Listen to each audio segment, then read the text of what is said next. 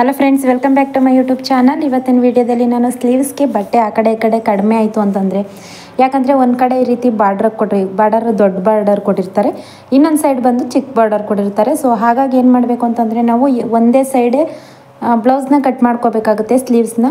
ಹಾಗಾಗಿ ಏನಾಗುತ್ತೆ ಅಂತಂದರೆ, ಸ್ವಲ್ಪ ಸ್ಲೀವ್ಸ್ ದಪ್ಪ ಇದೆ ಅಂತಂದರೆ ಅವ್ರಿಗೆ ಇದು ಬಟ್ಟೆ ಸಾಕಾಗೋದಿಲ್ಲ. ಸೊ ಈ ರೀತಿ ಪೀಸ್ನ ಕೊಟ್ಟಾಗ ನಾವು ಹೇಗೆ ಅಟ್ಯಾಚ್ ಮಾಡಿ ಸ್ಟಿಚ್ ಮಾಡೋದು ಅಂತ ಈ ವಿಡಿಯೋದಲ್ಲಿ ತೋರಿಸ್ತಾ ಇದ್ದೀನಿ. ಬನ್ನಿ, ವಿಡಿಯೋನ ಎಲ್ಲೂ ಕೂಡ ಸ್ಕಿಪ್ ಮಾಡದೆ ಪೂರ್ತಿಯಾಗಿ ನೋಡಿ. ಹಾಗೆಯೇ ಹೊಸದಾಗಿ ನನ್ನ ಚಾನಲ್ನ ನೋಡ್ತಾ ಇದ್ದೀರಾ ಅಂತಂದರೆ ಚಾನಲ್ಗೆ ಸಬ್ಸ್ಕ್ರೈಬ್ ಮಾಡಿ. ಇದರಿಂದ ನಾನು ಯಾವುದೇ ಒಂದು ವೀಡಿಯೋಸ್ನ ಅಪ್ಲೋಡ್ ಮಾಡಿದ್ರು ಕೂಡ ನಿಮಗೆ ನೋಟಿಫಿಕೇಷನ್ ಅನ್ನೋದು ಬರುತ್ತೆ. ಬನ್ನಿ ಇವಾಗ ಸ್ಟಾರ್ಟ್ ಮಾಡೋಣ. ಸ್ಯಾರಿಲಿ ಸಪ್ರೇಟಾಗಿ ಪೀಸ್ ಇರುತ್ತೆ ಅಲ್ವಾ, ಅದನ್ನು ಏನು ಮಾಡಿ ಅಂತಂದರೆ, ಇವಾಗ ನೀವು ಆ ಕಡೆ ಲೆಂತ್ ಎಷ್ಟಿದೆ ಅಷ್ಟಕ್ಕೇ 2 ಪೀಸ್ನ ನೀವು ನಿಮಗೆ ಎಷ್ಟು ಅಳತೆಗೆ ಅದು ಗ್ಯಾಪು ಉಳ್ಕೊಂಡಿದೆ, ಎಷ್ಟು ಬಟ್ಟೆ ಬೇಕೋ ಅಷ್ಟು ಬಟ್ಟೆನ ಅಳತೆ ಮಾಡಿಕೊಂಡು ನೀವು ಅದನ್ನು ಕಟ್ ಮಾಡ್ಕೋಬೇಕು. ಆವಾಗ ನೀವು ಆ ಕಡೆ ಈ ಕಡೆ ಜಾಯಿಂಟ್ನ ಮಾಡ್ಕೋಬೋದು. ಸೊ ನಾನಿವಾಗ ದಾರನೆಲ್ಲ ಹಾಕ್ಬಿಟ್ಟು ತೋರಿಸ್ತೀನಿ ಅದನ್ನು ಹೇಗೆ ಜಾಯಿಂಟ್ ಮಾಡ್ಕೊಳ್ಳೋದು ಅಂತ. ಸೊ ಪ್ರತಿಯೊಂದು ಬ್ಲೌಸು ಅಷ್ಟೇ 2 ಕಡೆ ದೊಡ್ಡ ಬಾರ್ಡರ್ ಕೊಟ್ಟಿದ್ದಾರೆ, 2 ಕಡೆ ಒಂದೇ ಥರ ಬಾರ್ಡರ್ ಕೊಟ್ಟಿದ್ದಾರೆ ಅಂತಂದರೆ ಅದಕ್ಕೆ ಯಾವುದೇ ರೀತಿ ಅಟ್ಯಾಚ್ ಮಾಡೋವಂಥ ಅವಶ್ಯಕತೆ ಇರೋದಿಲ್ಲ. ಅದು 2 ಕಡೆನೂ ಕೂಡ ಒಂದೊಂದು ಸ್ಲೀವ್ಸ್ನ ಇಟ್ಟು ಕಟ್ ಮಾಡ್ಕೋಬೋದು. ಸೊ ಒಂದೇ ಸೈಡ್ ಮಾತ್ರ ಬಾರ್ಡರ್ ಕೊಟ್ಟಿದ್ದಾರೆ ಅಂತಂದರೆ ನೀವು ಕಂಪಲ್ಸರಿ ಅದನ್ನು ಅಟ್ಯಾಚ್ ಮಾಡಲೇಬೇಕಾಗುತ್ತೆ, ಯಾಕಂದರೆ ಸ್ಲೀವ್ಸ್ಗೆ ಅದು ಸಾಕಾಗೋದಿಲ್ಲ. ಸೊ ನಾವು ವರ್ಕ್ ಬ್ಲೌಸ್ ಕೊಟ್ಟಾಗಲೂ ಅಷ್ಟೇ, ವರ್ಕ್ ಮಾಡಿಸಿದಾಗ ಒಂದೇ ಸೈಡ್ ಮಾಡಿರ್ತಾರೆ, ಇನ್ನೊಂದು ಸೈಡು ಬ್ಯಾಕ್ ಪಾರ್ಟ್ನ ಮಾಡಿರ್ತಾರೆ ಅಲ್ವಾ, ಆವಾಗಲೂ ಕೂಡ ಅಷ್ಟೇ ನಾವು ಇನ್ನೊಂದು ಅಟ್ಯಾಚ್ ಮಾಡ್ಕೊಳ್ಳೇಬೇಕಾಗುತ್ತೆ ಈ ರೀತಿ ಪೀಸ್ನ. ಸೊ ಯಾವುದೇ ಬ್ಲೌಸ್ ಕೊಟ್ಟರು ಈ ರೀತಿ ಪೀಸ್ನ ಅಟ್ಯಾಚ್ ಮಾಡ್ಕೊಳ್ಳಿ. ಸೊ ನೋಡಿ, ಒಂದು ಸೈಡ್ ಅಟ್ಯಾಚ್ ಮಾಡಿದ್ದೀನಿ, ಅದ್ರ ಮೇಲ್ಗಡೆ ಈ ರೀತಿ ಫೋಲ್ಡಿಂಗ್ ಮಾಡಿ ಅದ್ರ ಮೇಲ್ಗಡೆ ಒಂದು ಹೊಲಿಗೆ ಹಾಕ್ಕೊಳ್ಳಿ, ಆವಾಗ ಸ್ಟಿಫಾಗಿ ಕೂರುತ್ತೆ. ಸೊ ಹೊಲಿಗೆ ಅನ್ನೋದು ಯಾವುದೇ ಕಾರಣಕ್ಕೂ ಕೂಡ ಮೇಲ್ಗಡೆ ಅಷ್ಟೊಂದೇನು ಕಾಣಿಸೋದಿಲ್ಲ, ಸೊ ಸೈಡ್ಗೆ ಹೋಗುತ್ತೆ ಅಲ್ವಾ, ಹಂಗಾಗಿ ಯಾವುದೇ ರೀತಿ ಪ್ರಾಬ್ಲಮ್ ಇಲ್ಲ. ಸೊ ಅಟ್ಯಾಚ್ನ ಮಾಡ್ಕೋಬೋದು.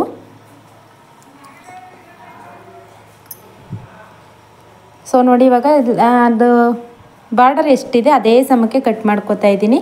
ಇದಾದಮೇಲೆ ಈ ಕಡೆ ಸೈಡ್ ಕೂಡ ಅಷ್ಟೇ ಅದೇ ರೀತಿ ಹಾಕ್ಕೊಳ್ಳಿ, ಅದೇ ರೀತಿ ಸ್ಟಿಚ್ ಮಾಡ್ಕೋತಾ ಹೋಗೋದು ಅಷ್ಟೇ.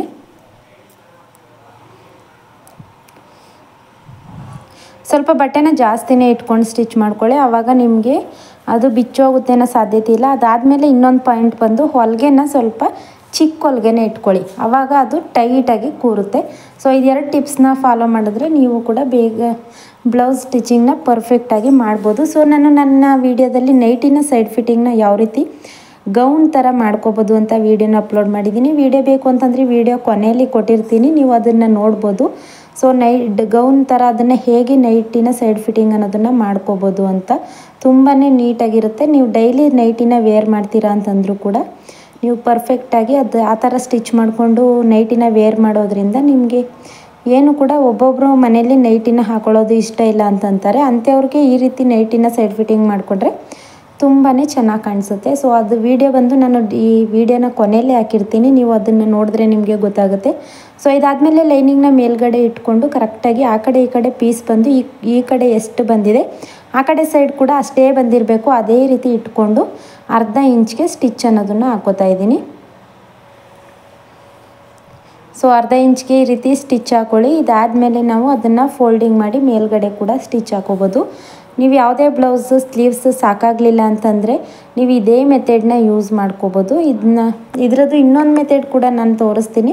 ಕೆಳಗಡೆ ಮುಂಭಾಗದ ಪಾರ್ಟಲ್ಲಿ ಸ್ಲೀವ್ಸ್ದು ಮುಂಭಾಗದ ಪಾರ್ಟಲ್ಲಿ ಕರೆಕ್ಟಾಗಿದ್ದು ಆರ್ಮಲಲ್ಲಿ ಮಾತ್ರ ಬಟ್ಟೆ ಸಾಕಾಗಲಿಲ್ಲ ಅಂತಂದರೆ ಯಾವ ರೀತಿ ಅಟ್ಯಾಚ್ ಮಾಡ್ಕೋಬೇಕು, ಪೀಸ್ ಕಡಿಮೆ ಆಯಿತು ಅಂತಂದರೆ ಯಾವ ರೀತಿ ಅಟ್ಯಾಚ್ ಮಾಡ್ಕೋಬೇಕು ಅಂತ ನಾನು ನಿಮಗೆ ತೋರಿಸ್ತೀನಿ. ನೆಕ್ಸ್ಟ್ ವಿಡಿಯೋದಲ್ಲಿ ಅದನ್ನು ನಾನು ಅಪ್ಲೋಡ್ ಮಾಡ್ತೀನಿ. ಸೊ ಈ ವಿಡಿಯೋದಲ್ಲಿ ಬಂದು ಇದನ್ನು ನೀವು ನೋಡಿ, ನೀವು ಕೂಡ ಬಟ್ಟೆ ಸಾಕಾಗಲಿಲ್ಲ ಅಂತಂದ್ಬಿಟ್ಟು ಬ್ಲೌಸ್ ಪೀಸ್ನ ಯಾವುದೇ ಕಾರಣಕ್ಕೂ ವಾಪಸ್ ಕೊಡೋಕೆ ಹೋಗಬೇಡಿ.